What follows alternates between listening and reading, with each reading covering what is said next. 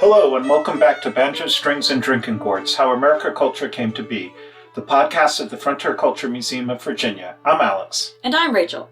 Today we're discussing the history of wordplay. Most people like a good pun now and then. Note the word good there. But how has wordplay changed and developed through time? How has slang made a difference in identity and language development? We're going to delve into that in this episode. One would think that the history of punning would go back fairly far, but according to The Pun Also Rises by John Pollock, former speechwriter and world champion punster, yes, there is a world championship for puns, punning is more recent, whether that's because with the advent of the printing press we have more access to a wider array of authors who are writing more publicly accessible works, think Shakespeare, or that punning was initially a verbal art only, is difficult to say. The actual word pun can only be traced back to the 17th century, but it may certainly have been called something else earlier. Punning and wordplay was a venerable way of showing one's wit in ancient Greece. One of the most well-known is Odysseus' trick on Polyphemus by saying he is nobody and therefore eliminating any help from the other giants. After all, Polyphemus shouted that nobody was trying to kill him and therefore everyone else thought things were fine. Wildly Odysseus indeed. Of course, the majority of Greek wordplay, especially Homeric puns, don't make any sense in translation, probably why scholars tend to ignore the ancient texts as puns, but in the original Greek were pretty darn witty.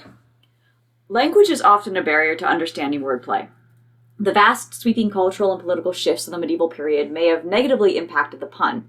While various waves of invaders were taking over the British Isles, they brought their languages with them until there was a vast array of tongues being used, including French, Latin, and scholarly Greek, to mingle with the mishmash of Welsh, Old German, Norse, Gaelic, and what have you spoken as English. What languages one spoke often depended on class, but also could be related to geographic location and dialectical form. This was a mess of a language melting pot, making it rather difficult for wordplay that works in one language to transfer to another.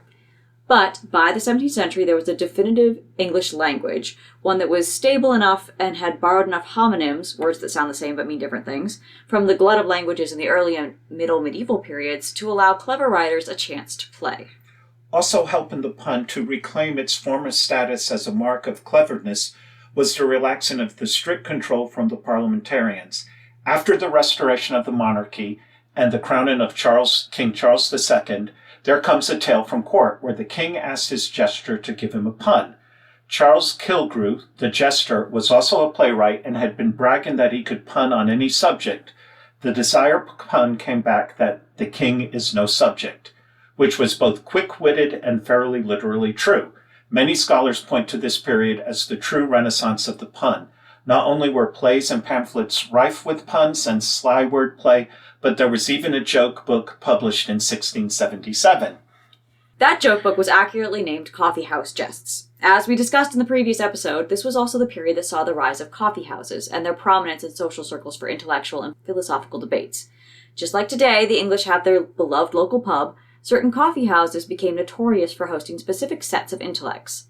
The most famous was Will's Coffee House, affectionately called Wit's Coffee House for the fast-flying words of its patrons, who included John Dryden, Jonathan Swift, Sam Pepys, Alexander Pope, and others. Now, it seems these great minds all had differing opinions of the quality of conversation to be had at Wit's. In an entry for February 3rd, 1663, Samuel Pepys fondly writes, quote, "In Covent Garden tonight, going to fetch home my wife, I stopped at the great coffee house there where I never was before, where Dryden the poet, I knew at Cambridge, and all the wits of the town, and Harris the player, and Mr. Hoole of our college. And had I time then, or could at other time, it will be good coming thither, for there, I perceive, is very witty and pleasant discourse.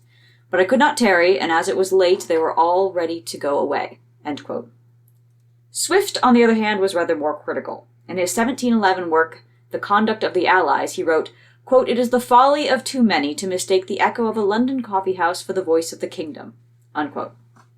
Of wits in particular, Swift wrote, quote, "The worst conversation I ever remember to have heard in my life was that at Will's Coffee House, where the wits, as they were called, used formerly to assemble, that is to say, 5 or 6 men who had writ plays, or at least prologues, or had share in a miscellany, came thither, and entertained one another with their trifling composures, in so important an air as if they had been the noblest efforts of human nature, or that the fate of kingdoms depended on them." End quote. In the 18th century, the coffee house of choice for the connoisseurs of wordplay had switched to the Bedford. A noted journal at the time stated the place, quote, is every night crowded with men of parts. Almost everyone you meet is a polite scholar and a wit. Jokes and bon mots are echoed from box to box. Every branch of literature is critically examined, and the merit of every production of the press or performance of the theaters weighed and determined. End quote. But what was the early 18th century? A period known for rationalism and scientific discovery, reaction to the pun. Let's just say it was a debate. There was a lot of anti-pun sentiment, strong enough that various writers actually wrote pamphlets specifically targeting the poor pun. The Earl of Shaftesbury wrote in 1709, quote, the very language of the court was punning, but 'tis now banished the town and all in good company. There are only some few footsteps of it in the country, and it seems at last confined to the nurseries of youth, as the chief entertainment of pedants and the pupils, end quote. Of course, these rational men of scientific bent with their serious take on puns only had themselves to blame for becoming targets of promotional or satirical pamphlets about puns. Alexander Pope and Jonathan Swift were, of course, quick off the mark to respond to the slightest cast of their favorite wordplay. In 1714, God's Revenge Against Punning, shrewing the miserable fates of persons addicted to this crying sin in court and town, were most likely published by Alexander Pope, and focused on how puns, like the Black Death, were spread as an infection and caused punners to be disfigured or otherwise maimed. Swift, never one to sit idle when he could be making fun, rebutted the early satirical pamphlet in 1716 in A Modest Defense of Punning, or a complete answer to a scandalous and malicious paper called God's Revenge Against Punning.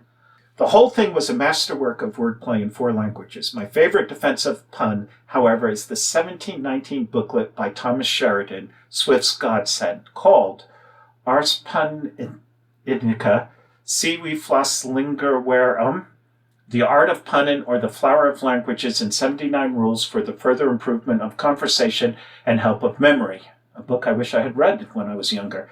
He defined a pun as both a physical and moral concept.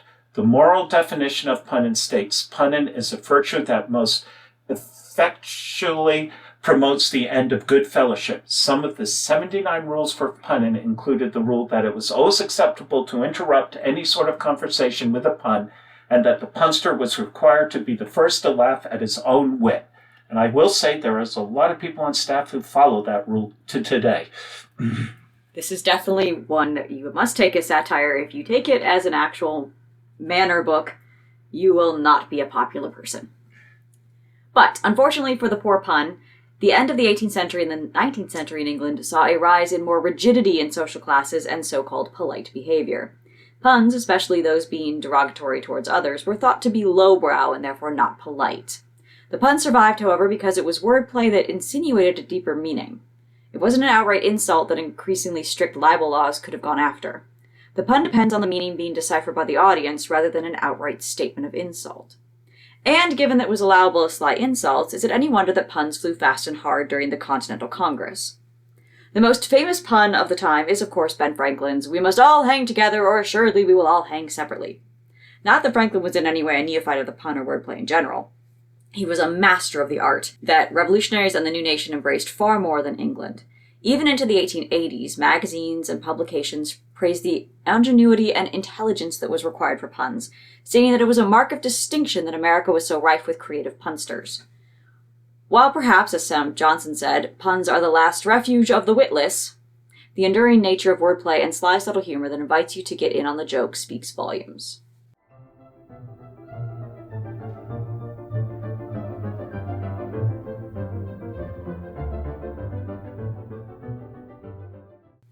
Another related form of wordplay is the riddle.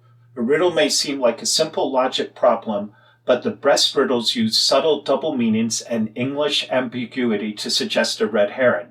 The word riddle even comes from Old English meaning to interrupt or guess.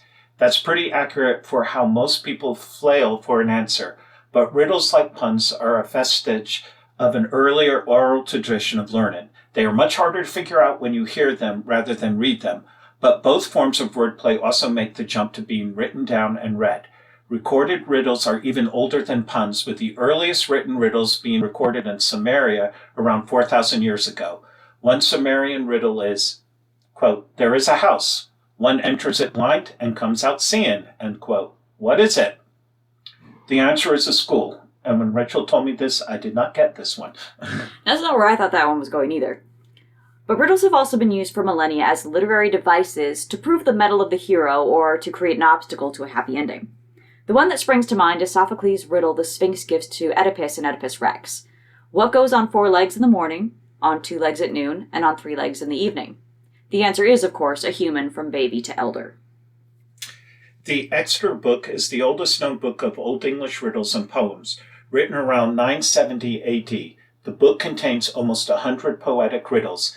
Given that a large portion of the poems recorded in the Exeter Book were religious, one would think these riddles would also be a serious, contemplative type of logic. Not true.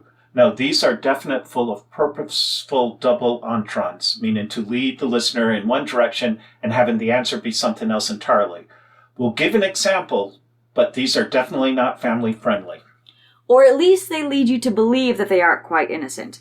There's one, for example, that describes something that very much sounds like a part of male anatomy, but the answer is actually a key. There's another one that the answer is an onion, and boy, does that one read bodily. Shakespeare used riddles, of course, either as a distraction from the plot or to further it. Macbeth's riddles issued from the witches are definitely driving the plot, since they essentially foreshadow the entire events of the play, if you can fathom the meaning of the riddles. The riddles on the 3 caskets in The Merchant of Venice are kind of the whole denouement of the plot. Hamlet and King Lear also include riddles. This one is fascinating, since it was written in the 17th century, originally recorded in 1730. The riddle is, as I was going to St. Ives, I met a man with 7 wives. Each wife had 7 sacks. Each sack had 7 cats. Each cat had 7 kits. Kits, cats, sacks, and wives, how many were going to St. Ives? Sound familiar? This was the riddle used in Die Hard with a Vengeance that Samuel L. Jackson solves. The answer is 1. Riddles tend to give you a lot of excess information just to distract from the important parts, so for that one, the focus on the speaker who's on the way to St. Ives, not the rhyming distractions. One of the most famous battle of wits in popular culture is the riddle game between Bilbo Baggins and Gollum in The Hobbit. Not only does it end with Bilbo's winning question of, what have I got in my pockets, leading eventually to Andy Serkis's oft-mimicked cry of, what has it got in its pockets, but every first-time reader matches their wits on some of the most tricky riddles of the day. My personal favorite is Bilbo's offering, 30 white horses on a red hill, first they champ, then they stamp, then they stand still. The answer is teeth. To cap off this section of the episode, Alex, what's the answer to the most famous of all riddles? Why is a raven like a writing desk? Well, you told me this the other day, and I had no idea. Even though you're going to tell the answer right now, it still makes no sense. So this is, of course, the famous riddle in Alice in Wonderland written by Lewis Carroll. Lewis Carroll actually did answer the riddle in a preface to the 1896 edition of Alice in Wonderland. His answer was, because it can produce a few notes, although they are very flat, insert chortle here. He must have written that in response to how many letters he received asking for the answer. It was quite the hot topic of the day.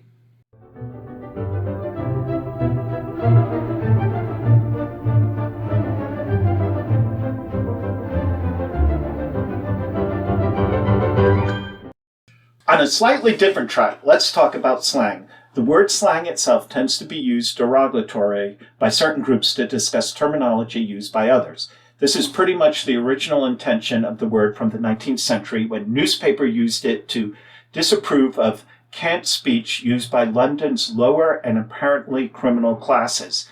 The slang terms themselves are used by subcultures and they tend to disseminate as other groups hear them and start to use them. The terms are usually very temporary specific with new words pushing out those of the previous generations. Obviously, some words linger, like cool or okay, but others come in and out of fashion. Okay, by the way, actually has a similar origin to some of our slang or text speak. In the early decades of the 19th century, a very familiar fad of misspelling words was sweeping through newspaper authors. And I can tell you, I continue that tradition to today. The more things change, right? But one of these deliberate misspellings was all correct, a contemporary version of all right. It was shortened to okay. Why? Well, same reason we have let's speak and text speak, because we can. but it was actually the Van Buren campaign of 1840 that helped send OK into permanent American lexicon. Van Buren was dubbed Old Kinderhook for the town he was born in, and his followers joined so-called OK clubs, where they said they were all OK using the colloquial sense for a pun. But this was only the start of OK as an etymological battle.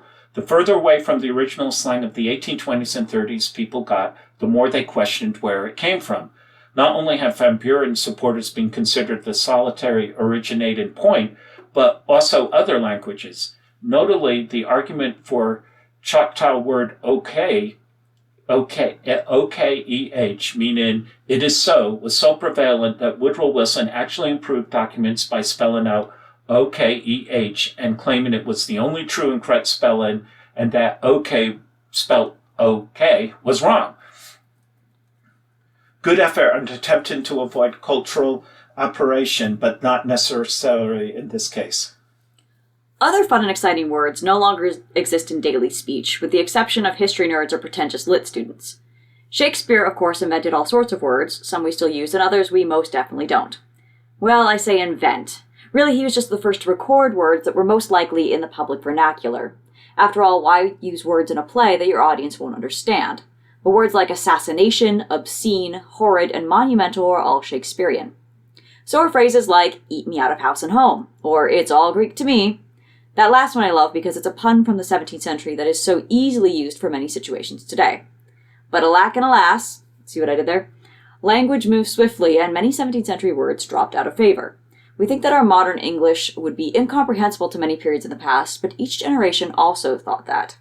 In 1884, William Toone published a glossary and etymological dictionary of obsolete and uncommon words, antiquated phrases, and proverbs illustrative of early English literature, comprising chiefly those not to be found in our ordinary dictionaries, with historical notices of ancient custom. Now, as the title states, these are not words that were entirely out of use, but were considered outdated. Like someone today saying groovy unironically. But there are recognizable words in there, like agog and aghast, or dank, quip, hocus pocus, and newfangled, with meanings similar to our modern usage. This just goes to show that while language is always evolving, some things hold true. We have libraries to thank for that, given that books written in previous eras with different lingo keep otherwise archaic words fresh in the public consciousness. So we hope you enjoyed Banjo Strings and Drinking Gourds. We bring you historic episodes twice a month. If you enjoyed this podcast, be sure to subscribe wherever you get your podcasts. And if you are in this area, be sure to check out the Frontier Culture Museum. April is chock full of events like Wool Week, where interpreters hand-shear sheep and demonstrate fiber arts while doing puns. So come on down and see us. Thank you. Thank you.